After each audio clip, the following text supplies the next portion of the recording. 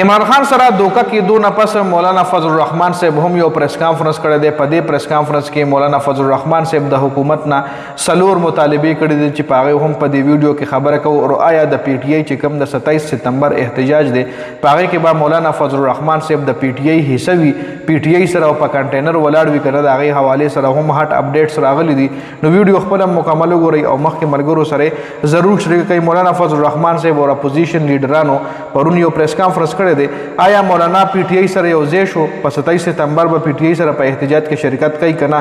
د پی ټي آی شوکت بصره چې کوم دی هغه ویلي دي چې یو طرف ته حکومت وایي چې موږ ټولې دنیا ته سیکیورټي ورکو، او بل طرف ته دی د پاکستان ایکس پرایم منسټر ایکس سابقه وزیر اعظم ته سیکیورټي نشي ورکول. یو طرف ته وایي چې موږ ټولې دنیا ته سیکیورټي ورکو، او بل طرف ته دی د پاکستان سابقه وزیر اعظم ته سیکیورټي نشي ورکولی.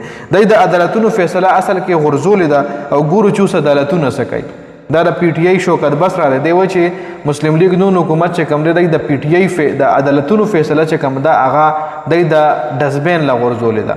نو اوس ګورو چې عدالتونه دی له څه سزا ورکوي. عدالتونه خپله مطلب چې کم توهین د عدالت شوی دی، نو اوس ګورو چې عدالت څه کوي. جی بل خبر دا هم راغلی دی چې وفاقي حکومت پنډۍ کې د 6 میاشتو دپاره د فوج تعیناتي وکړه. جی 6 میاشتو دپاره راتلونکي وخت کې به خامخا پی ټي آی خپل احتجاجونه کوي د عمران خان د رهایي دپاره یا خپل حق حاصلولو دپاره به خامخا دی څه ناڅه احتجاجونه کوي. نو مخکې نه والله د فوج تعیناتي په راولپنډۍ کې شوې ده او د 6 میاشتو دپاره شوې ده. اوس په خبرو کو چې مولانا فضل الرحمن صاحب څه اعلانات کړي دي پریس کانفرنس کې، د حکومت نه څه مطالبې کړي دي په هغې خبره کوو. خو هغې نه مخکې آیا مولانا صاحب 27 ستمبر احتجاج کې د پی ټي آی حصه وي که نه؟ نو دې حوالې سره فی الحال دا اپډیټس څه ټایم چې دا ویډیو ریکارډ کوم نن تاریخ دی 23 اګست دی، او نن ورځې پورې مولانا صاحب چې کوم دی تر اوسه پورې څه داسې اعلان نه دی کړی چې زه به 27 ستمبر احتجاج کې پی ټي آی سره شامل یم. که د مولانا او د پی ټي آی اتحاد شوی دی نو هغه صرف پارلیمنټ کې دننه شوی دی.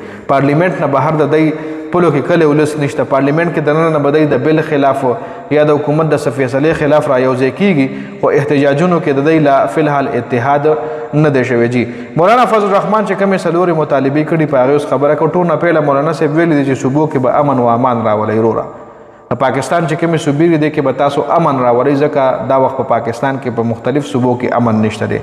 بل دا یې هم ویلي دي چې عمران خان سره به سیاسي قیدیان رها کوئ. وروره حکومت نه مطالبه کړې ده، یو قسم لوسي حکومت مني که نه مني د حکومت مرضي ده، خو دا د مولانا صاحب او د اپوزیشن لیډرانو چې کم احتجاج یا کم پریس کانفرنس په هغې کې دی د حکومت نه دا مطالبه درېیمه مطالبه دا کړې ده چې د کشمیر د خلکو کومې مطالبې دي به تاسو پوره کوئ.